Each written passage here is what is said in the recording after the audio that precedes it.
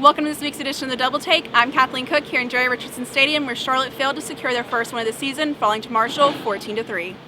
The game opened slowly, with neither team gaining much ground in their first possessions.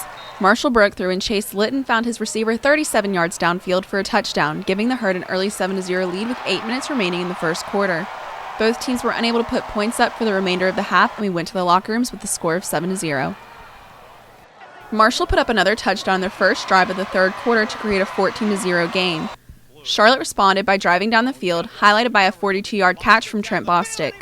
The Niners couldn't find the end zone and instead settled for a field goal, giving the game a score of 14-3. The kick is up, and the kick is good. During Marshall's first drive of the fourth quarter, Jeff Gimmel was ejected for targeting after a hit on the quarterback. Later in the same drive, Tyreek Harris forced a fumble that was recovered by Tommy Doctor to give Charlotte possession with 10 minutes remaining in the game. The 49ers were unable to capitalize on the drive. Charlotte had another shot with just over 6 minutes remaining in the game. After driving down into the Marshall 15, the 49ers settled for a field goal attempt. Nigel McCauley missed the attempt wide left, giving the game a final score of 14-3. 17 tackles from Ben DeLuca set a new FBS program high. Carrington King had his sixth straight game with 8 or more tackles, finishing the night with 9. Benny LeMay led the rushing corps 38 yards on the night. Aaron McAllister was close behind with 35. Trent Bostic led receivers with 51 yards, and Warpay Kofa ended the night with 38.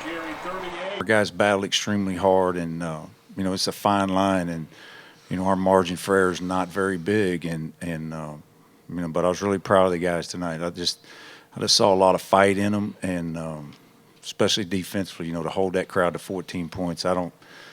You watch film all week. That's a really good offense, and we just play with heart.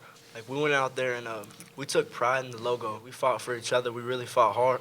We were able to keep ourselves in the game. What I saw out there tonight was really encouraging. The last 2 weeks, our guys are getting better. 49ers hit the road next week to face Western Kentucky and then return home the 21st for homecoming against UAB. Kickoff for that game is set for 6:30.